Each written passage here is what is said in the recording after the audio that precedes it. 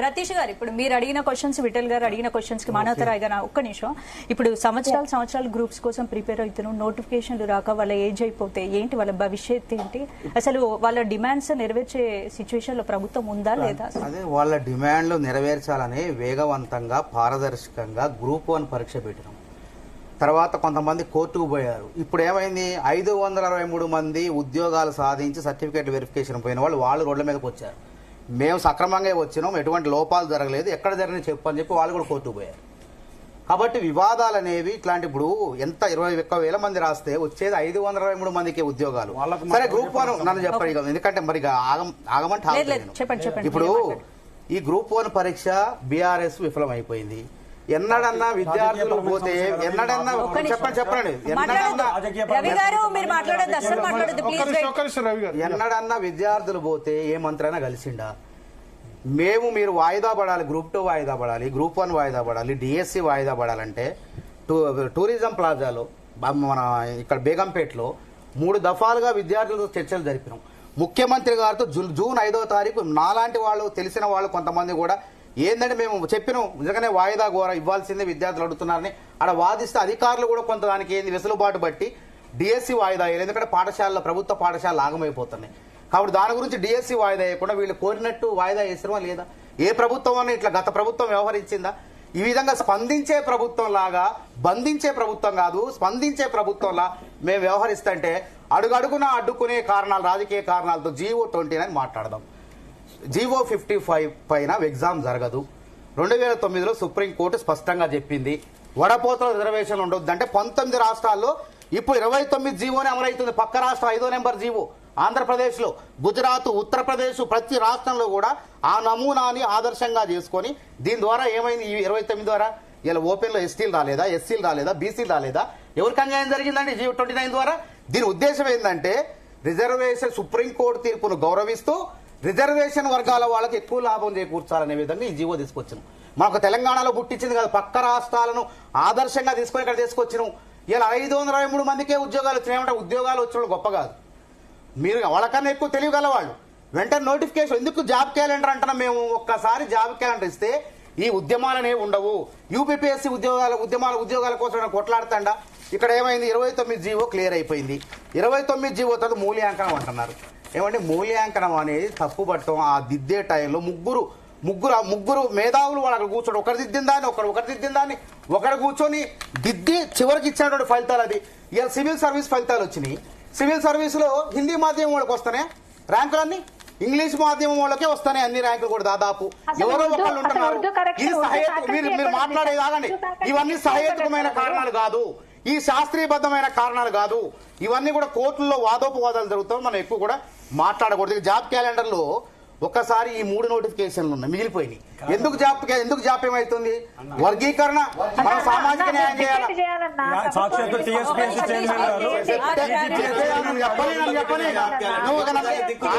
మాట్లాడితే సభ్యత కాదు. మీరు ఉద్యోగస్తులు కాగుతారా లేదా రాజకీయాలు చేస్తారా?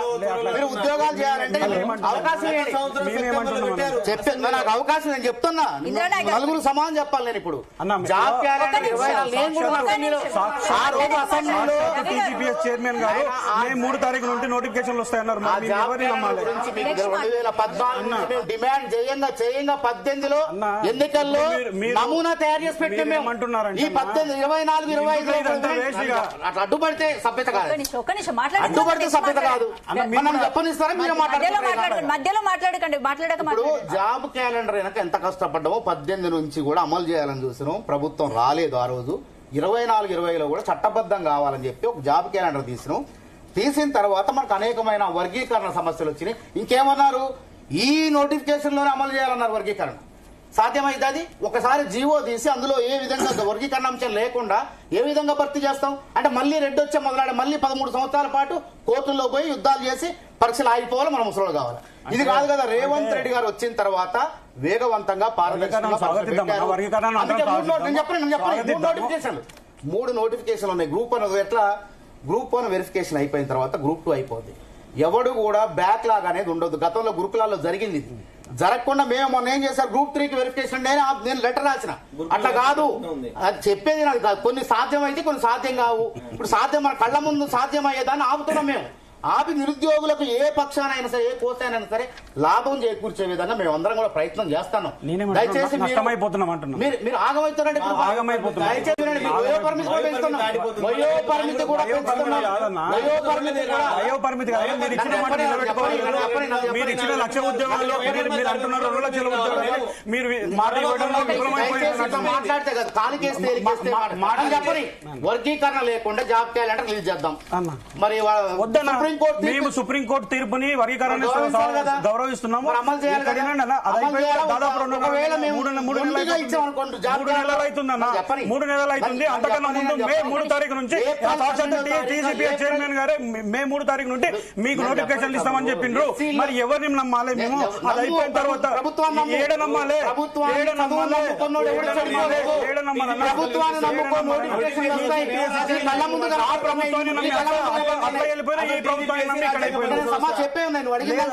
ఆ ప్రభుత్వాన్ని అట్లా పోయినాము. ఈ ప్రభుత్వాన్ని ఇక్కడ మహేష్ కూడా చెప్పాలి. బాబు నువ్వు ఇందిరా కుమారా ఏం పేరు కానీ నువ్వు రాజకీయాలు చేయకు దయచేసి చెప్పని నన్ను చెప్పని అన్న. ఇక్కడ రాజకీయ పని ప్రభుత్వం తరఫున పార్టీ తరఫున అవన్నీ వదిలిపెట్టాయి. 60,000 ఉద్యోగాలు 60,000 ఉద్యోగాలు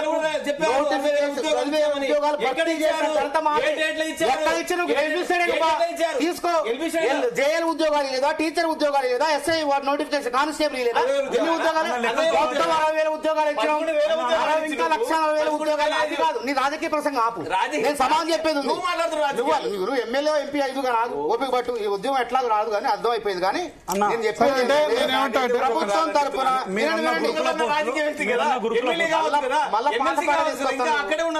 నువ్వు అరిగిపోయినటువంటి జాబ్ క్యాలెండర్ ద్వారా ఉద్యోగాలు భర్తీ చేయాలి. ఏ ఉద్యోగమైనా నన్ను చెప్పని ఏ ఉద్యోగమైనా జాబ్ క్యాలెండర్ ద్వారా భర్తీ కావాలంటే ఇది ఎగ్జామ్ జరిగిన డేట్ మారుస్తాం. మళ్ళీ అందుకే జరిగిన డేట్ అన్న. ఇప్పుడు గ్రూప్ డేట్ ఎవరు దాంట్లో బీఆర్ఎస్ బుర్ర పెట్టి ఆలోచన మొత్తం రిక్రూట్మెంట్ వితండవాదం చేసి జాబ్ క్యాలెండర్ వితండవాదం చేస్తా కాదు. ఏమంటారా కాదన్న వితండవాదం మాట్లాడి ఎందుకు శాస్త్రాన్ని నిరుద్యోగం అయిపోతున్నాను? నన్ను మాట్లాడి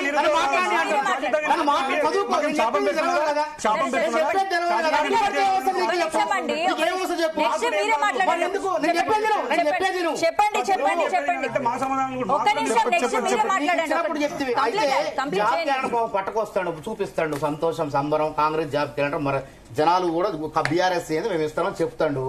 ఎందుకు ఆగుతుంది? గ్రూప్ 1 అనేది కోర్టులో ఉన్నది. అరే మళ్ళీ నేను చెప్పని నువ్వు ఎందుకు అడ్డుపడతావు? గ్రూప్ 1 అనేది ఈ 3 నోటిఫికేషన్ల బూజు దులిపిన తర్వాత డేట్లు అన్ని ఇవ్వాలంటే ఉత్తగా ఈ ఎగ్జామ్ పూర్తి కాకుండా మళ్ళీ గ్రూప్ 2 నోటిఫికేషన్ ఇవ్వాలన్నా, గ్రూప్ 1 ఇవ్వాలన్నా, గ్రూప్ 3 ఇవ్వాలన్నా, ఏ ఉద్యోగాలు ఇవ్వాలన్నా ఆ రోజు ఇంకా ఈ జాబ్ క్యాలెండర్ మళ్ళీ మాట్లాడకు. జాబ్ క్యాలెండర్ ప్రవేశపెట్టిన రోజు ఆ ఎగ్జాములు తేదీలు ప్రకటించే రోజు రాష్ట్రంలో గాని కేంద్రంలో గాని ఏ ఉద్యోగాలు నోటీస్ ఆ రోజు ఉండకూడదు చూసుకోవాలా. ఇన్ని జాగ్రత్త. ఆగస్టు 1వ వారం జులై ఏజ్ కూడా పెంచుతామంటున్నాం. ఏజ్ పెంచిన తర్వాత ఆసరా వాళ్ళ చేతగా కొట్టుకోపోతే మళ్ళా 32,000 ఉద్యోగాలు ఇచ్చిన తర్వాత వాళ్ళు సాధించుకోలేకపోతే స్కిల్ యూనివర్సిటీ పెట్టినాం. మీరు 3 నెలలకి 6 నెలలకి అడ్మిషన్ జరుగుతున్నాయి. ప్రపంచ స్థాయి ఉపాధి ఉద్యోగ అవకాశాలు పెంచే విధంగా ఈ రాష్ట్ర ప్రభుత్వం ప్రయత్నం చేస్తుంది. అందుకే నేనేమంటున్నా, దయచేసి మీరు ఒక మూస పద్ధతిలో సాంప్రదాయ పద్ధతిలో పోకండి. ఆ తెలంగాణ నిరుద్యోగులారా, కేంద్ర ప్రభుత్వంలో ఇవాళ 48,67,000 ఉద్యోగాలు ప్రభుత్వ ఉద్యోగాలు ఉంటే 16 లక్షల ఖాళీలు ఉన్నాయి. మన ధ్యాస ఎప్పటికీ రాష్ట్ర ప్రభుత్వం కొట్లాడండి. రాష్ట్ర ప్రభుత్వం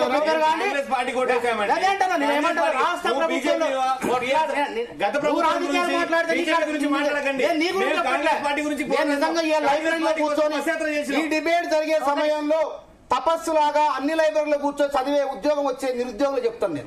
ఇక్కడ కూర్చుంటే ఉద్యోగం రోడ్ల మీదకి వస్తే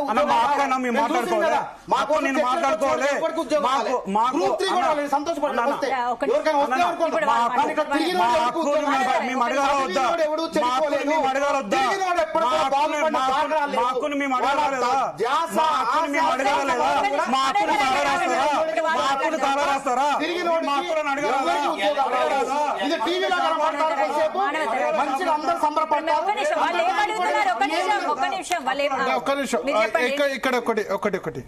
ఇక్కడ మీరు అన్నదానిలో ఏంటంటే ఇప్పుడు తిరిగి